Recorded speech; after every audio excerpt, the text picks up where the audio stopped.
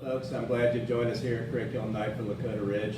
Tonight, really what I'm going to do is give you an overview of your son or daughter's or your student's science class for their 7th grade year. On the table near the QR codes, you'll see a stack of these. This is what I'm basically going to go through to just give you an overview. It's going to be titled Mr. Pryor's Classroom Information.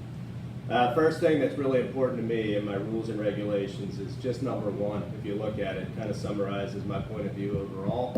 Be nice to everyone. Ultimately, if you come in with a positive attitude, ready to learn and ready to kind of work together on tasks or solving situations, everybody comes together and everything works out. So rules and regulations, number one is be nice to everybody. And after that, it kind of follows in where you have a pencil for the day, you're in your seat when the bell rings, and you're just really ultimately ready. Each kid will be given 3 hall passes per quarter. Those hall passes are to leave, to go to the bathroom, to get a drink, to go get something out of the locker they may have forgotten.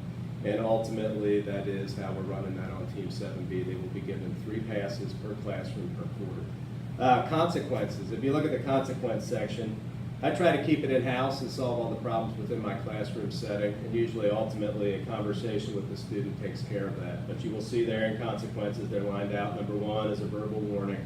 Just me communicating with the student, hey, your actions or your situation, you need to change it, work on it. They're more than welcome to give me their view on what happened, and then I'll give them my view on what happened, and then we'll work from there. Second thing might be an escalated one to a verbal warning where I have to have a discussion with them. So I might bring them in for a little bit of a lunch detention to just talk about the behavior, or I might take them into the hallway for a minute or two to just let it be out in the open as to what we need to correct. Ultimately, that's usually where it stops, but on occasion there might be a need to call home for a situation, whether it could be a positive or a negative. But if I'm involving home, I would ask for your help to try to work on the situation and get everybody lined up to be more conducive to the student activity. All school rules do apply in my classroom, and ultimately this is my own classroom, but I have to have the big picture view where rules apply that go basically big school picture. So within my room, verbal warning again, and if it has to escalate, I can take things to the office, but I try to keep it in-house like I mentioned before.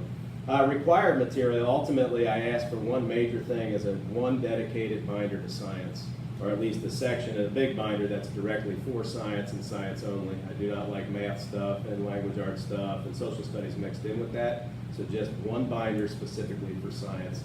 Other things, I do believe that the student planner, and can you pan over here please, you will see on the student planner, this is where I write information for the kid to know per day. You will have a section of it that's dedicated to saying this is their homework or this is what's coming up for Friday. Then you will also see the day-to-day is written on my board. Ultimately, it is the student's responsibility to write that down. They're 12, 13, 14 years old. I don't have time to check everybody's, but I do provide them the opportunity to have a place for their student planner in case they like to use that. If you look underneath required material, number 5 is a big one to me, a positive attitude towards learning. 22 years of doing this, I've realized that if you come in with a bright outlook and you generally love what you're doing, which I do, I love to teach science, that my positive attitude, I try to put that into my mix and allow other kids to feel really relaxed coming here to try to learn as much as they can while they're here. And my belief is that if you're nice to the folks and if they have a positive attitude, we can accomplish a lot more learning than we could if we did not have a positive outlook. You also see underneath required material textbooks. I do feel textbooks are important. I do think reading is important. But quite frankly, our books are really good, but I, being a 22-year veteran teacher, I feel like I know a lot more by using resources outside of the textbook world that we bring into the classroom. But we will use a textbook on occasion just because the absolute value of reading is extremely important, and our book series is good. Grading policy, I do follow the student handbook for late work. I do follow it for missing if you're absent or whatever. The school policy follows in my classroom. I do use Canvas quite a bit. You will notice here on 7B, social studies, math, language arts, and science, we're really all over the Canvas concept.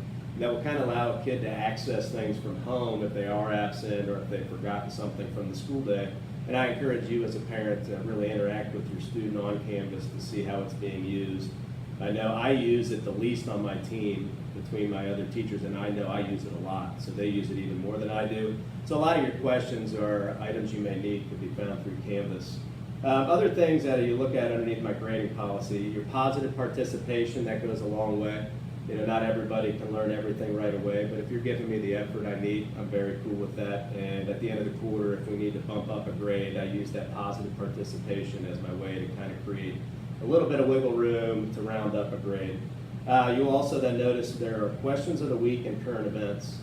Every other week, your student will have a question of the week. It will be assigned on a Monday that is directly related to our topic for that week, and then it will be due on that Friday, and that will count as 4 points. The next week, they will not have a question of the week, they will have a current event, also assigned on a Monday. It is an article related to any field of science that they choose. They may pick one out of a newspaper, off the internet, out of a Science World magazine, or different websites that I've provided. It is their choice. I do not give them the article. They find something of interest in them. It's assigned on a Monday, it's turned on Friday, and it's worth 4 points. So between question of the week or current event, they'll have one of those every other week. Another thing that is absolutely very important, weekly scientific vocabulary. We have 5 prefixes we get a week on Monday. They all related to Latin or Greek prefixes directly related to a field of science that we study here at Ridge. Those 5 prefixes will be given on a Monday, talked about as how they could apply to a science word. They will be on our quizzes whenever we have it, usually on a Friday. Those prefixes will be on the quiz, and they guaranteed count as points. You will notice that vocabulary, as you start to expand your vocabulary, learning becomes a lot easier. Word recognition using prefixes and suffixes.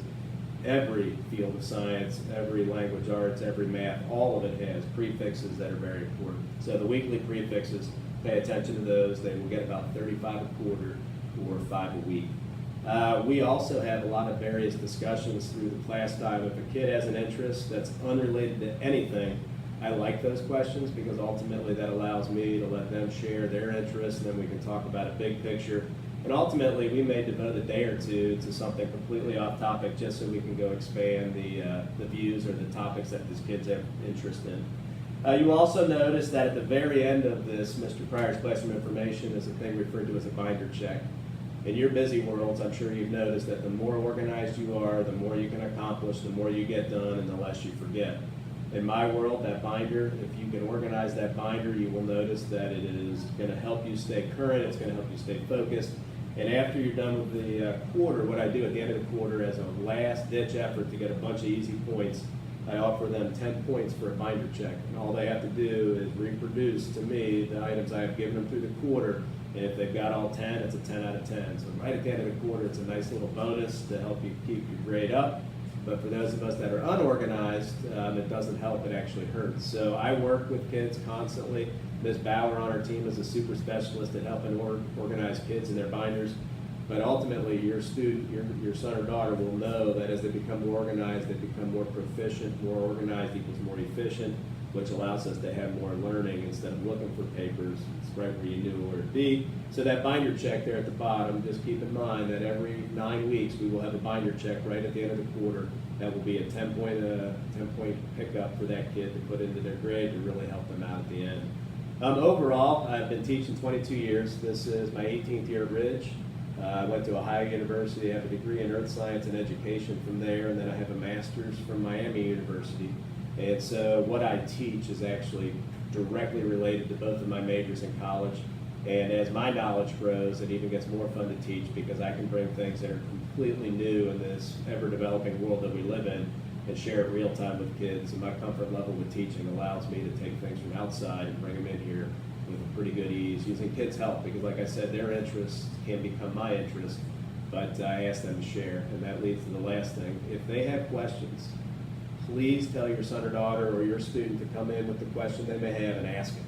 I love questions, even again, as I said, if it's off topic or not, I do not care, because ultimately it can lead to learning at some level, and the more we share about anything, I feel is a better way to learn. So that is how my classroom will run, and ultimately, if you do have questions, maybe refer to this sheet, and if you can't pick it up off the sheet, you're more than welcome to email me or just stop by right now while you're here at this open house and ask me that question. So thank you for your time, and thank you for joining us at Curriculum Night.